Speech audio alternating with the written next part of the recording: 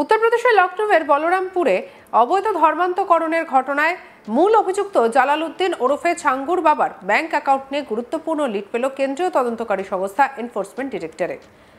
আর এরপরে জানা গিয়েছে ছাঙ্গুর বাবার 30টি সন্দেহভাজন ব্যাংক অ্যাকাউন্টের মধ্যে 18টি সম্পর্কে তথ্য পেয়েছে এটি।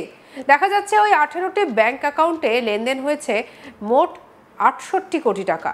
ইডি আরও জানতে পেরেছে এই 68 কোটি টাকার মধ্যে 7 কোটি টাকা এসেছিল বিভিন্ন বিদেশি সোর্স থেকে। গত 3 মাসে বিপুল পরিমাণে টাকা ট্রান্সফার করা হয়েছিল ওই অ্যাকাউন্টটিতে। এখনো পর্যন্ত যেটা জানা যাচ্ছে, অন্য অ্যাকাউন্টগুলির তথ্য পাওয়ার অপেক্ষা করছে ইডি। তদন্তে ইডি ছাঙ্গুর বাবার সম্পত্তির রেকর্ড এবং আয়কর রিটার্ন নিবিড়ভাবে পরীক্ষা করছে। কর্মকর্তারা জানিয়েছেন যে দলটি ক্ষুদ্রতম আর্থিক বিবরণও সংগ্রহ করেছে এবং শীঘ্রই সিদ্ধান্তমূলক পদক্ষেপ করতে পারে।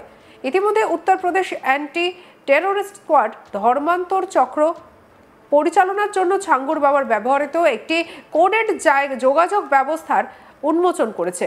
এটিএস সূত্রে জানা গিয়েছে যে মহিলাদের চিহ্নিত করার জন্য প্রকল্প, ধর্মান্তকরণের জন্য মিট্টি পালতনা মানসিক কৌশল নির্দেশ করার জন্য কাজল কর্ণ এবং তার সঙ্গে সুপরিকল্পিত বৈঠকের জন্য দিদারের মতো শব্দ ব্যবহার করা হতো।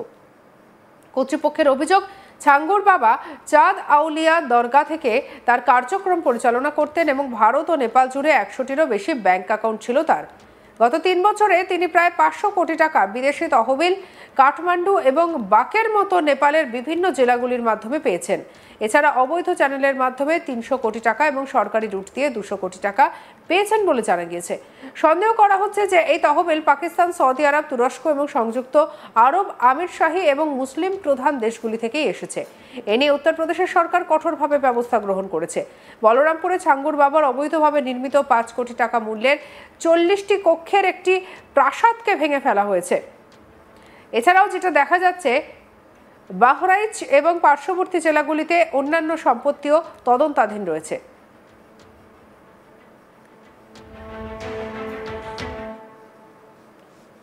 প্রসঙ্গত, ছাঙ্গুর বাবাকে শনিবার তার সহযোগী নিতু ওরফে নাসরিন সহ গ্রেপ্তার করা হয়েছে। দুজনেই বলরামপুর জেলার মাতপুরের বাসিন্দা। ছাঙ্গুর বাবার বিরুদ্ধে জামিন অযোগ্য পরোয়ানা জারি করা হয়েছিল। তাকে গ্রেপ্তারের জন্য দেওয়ার জন্য 50,000 টাকার নগদ পুরস্কার ঘোষণা করা হয়। আদালতে কার্যক্রমের পর দুজনকে লখনৌ জেলা কারাগারে পাঠানো হয়েছে। ভারতীয় ন্যায় সংহিতা এবং উত্তরপ্রদেশের বেআইনি ধর্মীয় রূপান্তর নিষিদ্ধকরণ আইন 2021-এর একাধিক ধারায় গোমতীনগর থানায় মামলা দায়ের করা হয়েছে।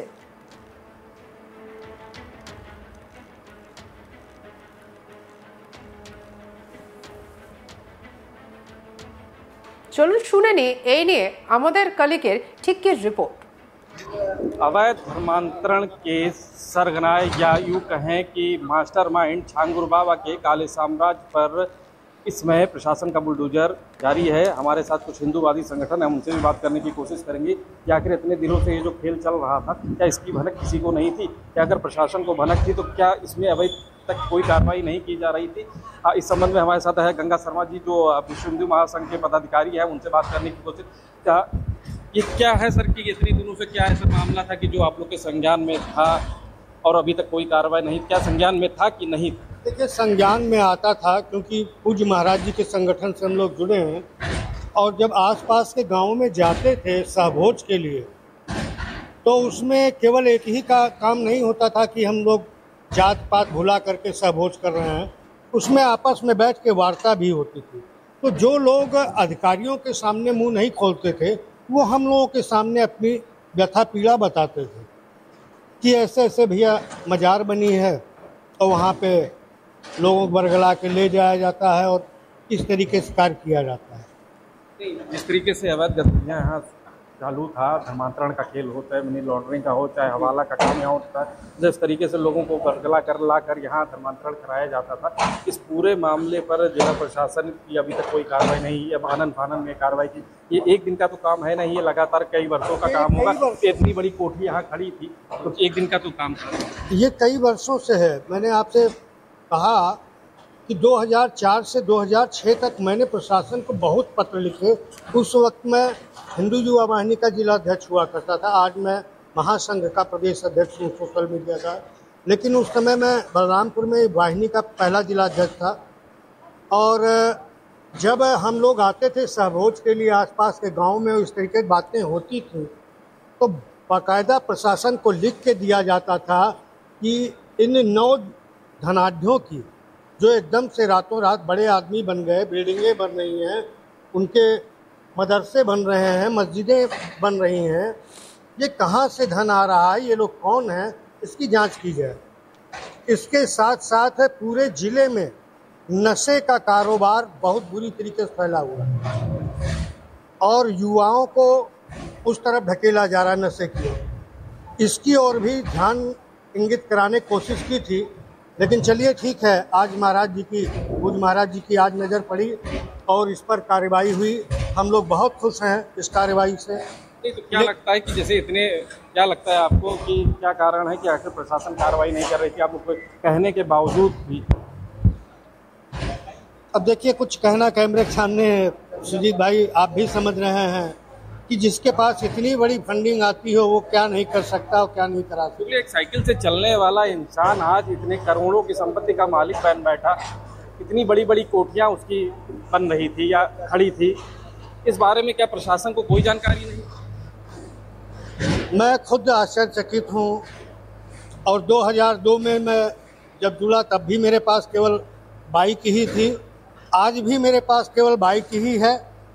जैसे तैसे परिवार चल रहा है, व्यापार भी करता हूँ, व्यापारी भी हूँ, व्यापार मंडल से भी जुड़ा हूँ और धार्मिक पूज्य महाराज जी के संगठन से भी निरंतर जुड़ के और उनके कार्यों को आगे बढ़ाने का प्रयास करता हूँ। जैसे हमारे साथ और भी लोग हैं, उनसे भी बात करने की कोशिश करेंगे। कब मालूम चला आपको छांगुर बाबा के बारे में?